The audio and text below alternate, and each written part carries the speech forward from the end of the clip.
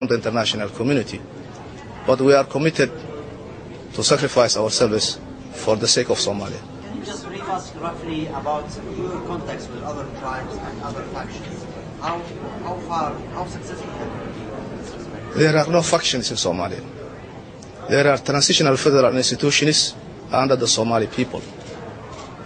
We are in touch.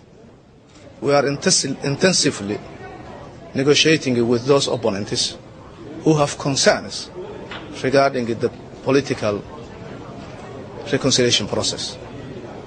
We have completed that vast negotiation, and everybody now is on board for the Reconciliation Congress. When is the reconciliation meeting, Mr. Prime Minister? When is the reconciliation meeting? We tried 3 times to hold it and it was never held. It was postponed, not because of the Somali side, but because of lack of resources from the international community. But actually now there is a commitment, and there are funds available for the Congress by the donors, and it will start in due course in 15 July. Mr. Prime Minister, could you tell us, first of all, what are your expectations from the National Reconciliation Conference?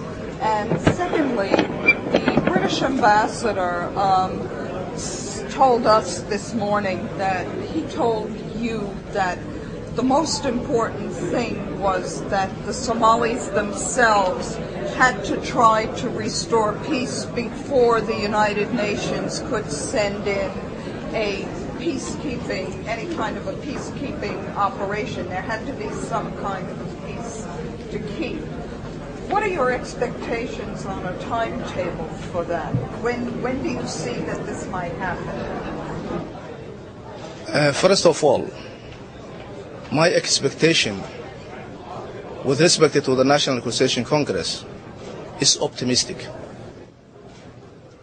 In the first phase of the social reconciliation, the expected outcome is Somali communities, Somali people, clans or sub-clans, to reconcile among them, forget about the past atrocities and animosities. When they agree among them, they can proceed toward a political reconciliation process, which is spelled out and very clear within the framework of the Transitional Federal Charter.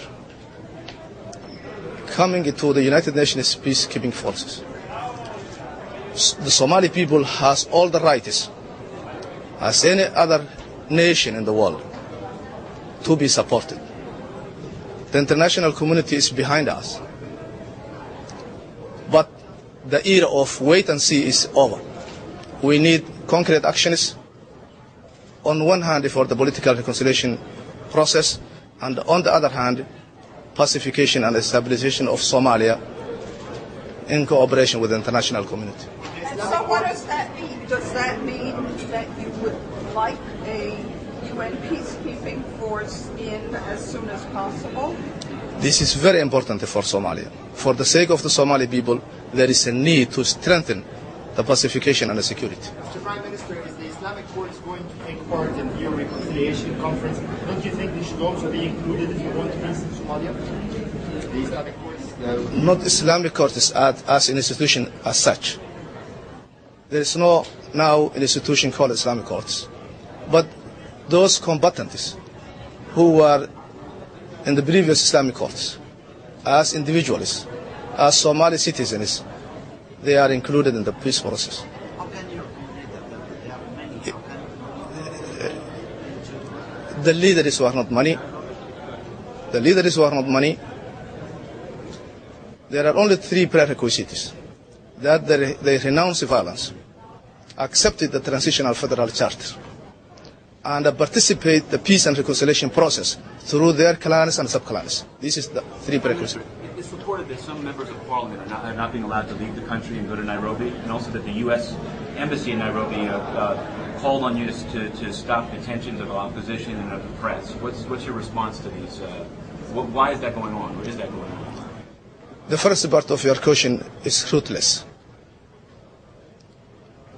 When chaos takes place in a war-torn country, the government and its security forces are engaged in collection of weapons, ammunition, and explosives, who are the causes of the destruction in our country. In such operations, it is normal everywhere in the world to capture personalities and people.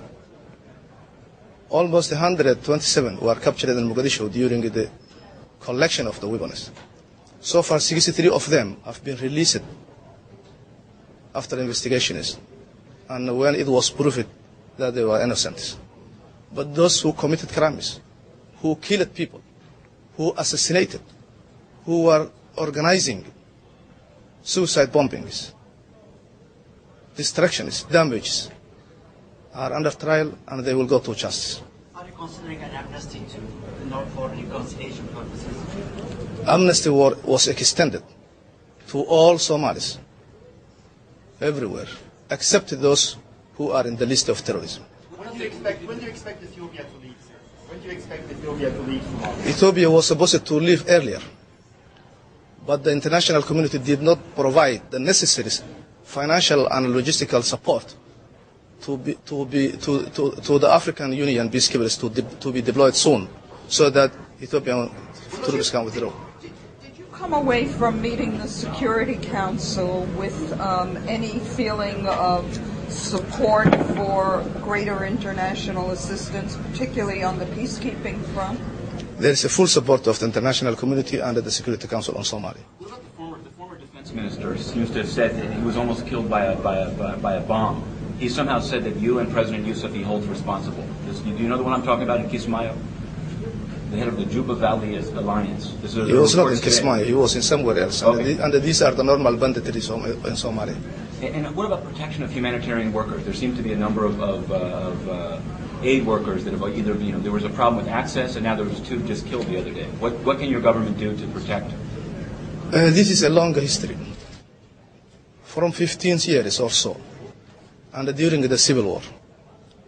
Aid agencies were operating in Somalia to support our people. A relationship had been established between the armed militia in Somalia and the aid agencies to cooperate each other in order to deliver aid to Somalia.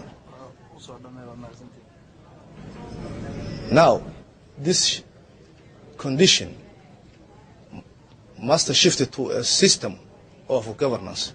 So the aid agencies are now operating with the government, and we are helping them in order to help our people. Thank you very much.